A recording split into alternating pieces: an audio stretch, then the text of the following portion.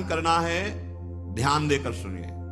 सबसे पहला कार्य उसकी दिनचर्या में, चाहे बच्चा हो, चाहे जवान हो, या जो कोई भी हो, सूर्य उदय के पहले रात्रि के चौथे प्रहर में ही जाग जाना चाहिए। अपने तो अर्धरात्रि के बाद ही जाग जाते हैं। चौथे प्रहर में प्रातः 4 बजे बिल्कुल जग जाना चाहिए।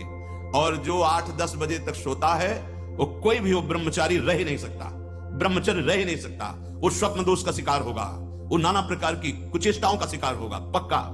क्योंकि बुद्धि को सत्य प्रकाश की तरफ प्रेरित करने वाले भगवान भुवन भास्कर हैं। वो पधार रहे हो, आप सो रहे हो सैया पे, आपकी आयु, श्री, कीर्ति, बल सब नष्ट होगा। देखो ना जो 10-10 बजे तक सोते हैं, देखो ना, उनसे बात करके देखो, एकदम ऐसा लगता है बुझा हुआ जीवन, कोई भागवतिक तेज उत्साह न वाणी में, न नेत्रों में, न तन में। क्या जीवन, मृत जीवन। सबसे पहला नियम लीजिए, जहां भी आपको शब्द सुनाई दे, आपका जीवन ब्रह्मचर्य ही अमृत है और आपका जीवन ब्रह्मचर्यहीन ही मृत्यु है। ब्रह्मचर्य रहने के लिए आपको अपनी दिनचर्या सुधारनी होगी। प्रातः 4 बजे आपको उठना ही होगा, तभी आप ब्रह्मचर्य रह सकते हैं। अगर आप नहीं उठते हैं तो आप देख लेना, इसका आध्यात्मिक प्रभाव पड़ता है। आप देखिएगा 3 बजे से लेकर के सूर्य उदय के तक अगर आप सोते हैं तो आपका स्वप्न दोष बढ़ेगा, आपका संयम बिगड़ेगा। अगर आप कोई ऐसी कुछ चेष्टाएं नहीं किए हैं तो स्वप्न दोष की संभावना ही नहीं होती। आप बाल्यावस्था से कुछ चेष्टाएं करते हैं, संयम विरुद्ध रहते हैं, तो आप ना चाहते हुए फिर सामर्थ्यहीन हो जाते हैं, ब्रह्मचर्यहीन हो जाते हैं। बहुत ध्यान दें, ये अध्यात्म में जैसे पूरा मकान बनने के लिए नींव मजबूत होना जरूरी है, चाहे जयखंड का बना लो आप, अगर नींव मजबूत है। नींव मजबूत नहीं तो फिर मकान ढह जाएगा।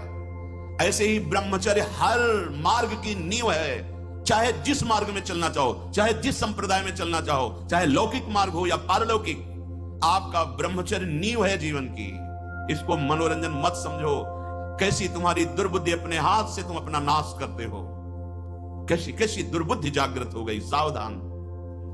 पूज्यपाद बाबा कह रहे हैं, जब प्रातः काल उठो, कोई भी हो, अगर थोड़ी भी आस्तिकता है तभी तो ब्रह्मचर्य की भावना आप धारण करोगे। तो उठकर पहला कार्य प्रभु का स्मरण। अपने तो प्रभु के स्मरण की सरसता प्राप्त करने के लिए पहले तो गुरुदेव और भक्तों का स्मरण, फिर प्रभु को। मोरे मन प्रभु से विश्वासा, राम ते अधिक राम कर दासा।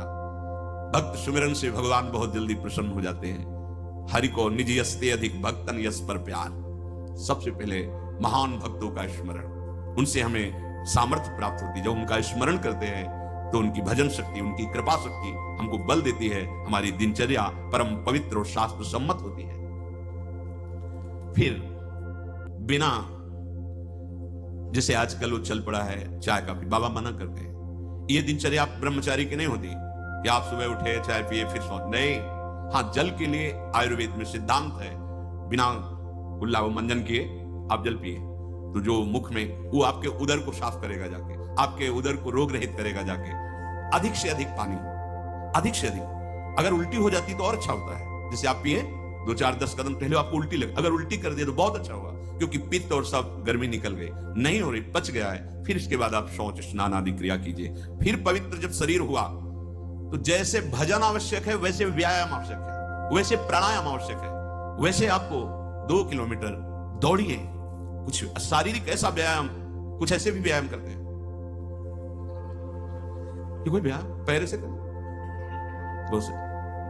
ये कोई व्यायाम का मतलब पसीना निकले शरीर से, आपके शरीर को पसीना। 1-2 किलोमीटर दौड़िए।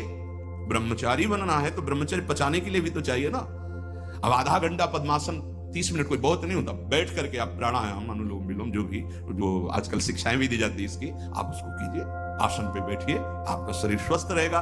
फिर अगर आप विद्यार्थी हैं तो जैसे हम शास्त्र स्वाध्याय करते हैं, उसी भावना से आप आप देखो, अगर स्मृति आपकी प्रवीण ना हो तो बताना।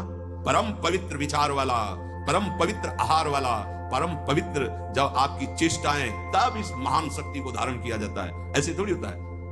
बड़े बड़े महापुरुषों से मिल मिलकर, रो रो कर प्रार्थना करके आप बताइए, उपाय बताइए, जिससे हम अपने साधन संयम को नियमित संयम में रख सके, ऐसे भाव से चल सके। आपको तो बिना किसी प्रयास के सुनने को मिल रहा है महापुरुषों की बातें। बिल्कुल समझ, आप रह के देखिएगा, एक नवीन उत्साह, और हारिएगा नहीं। आपने यदि गलत संस्कार बना लिए तो हारिए मत। कुछ समय तक बिना चाहे वो अभ्यास आपको गिराएगा, लेकिन आप बिल्कुल नियम संयम में दृढ़ रहिए, धीरे धीरे शांत हो जाएगा। ये आप धीरे धीरे शांत हो जाएगा।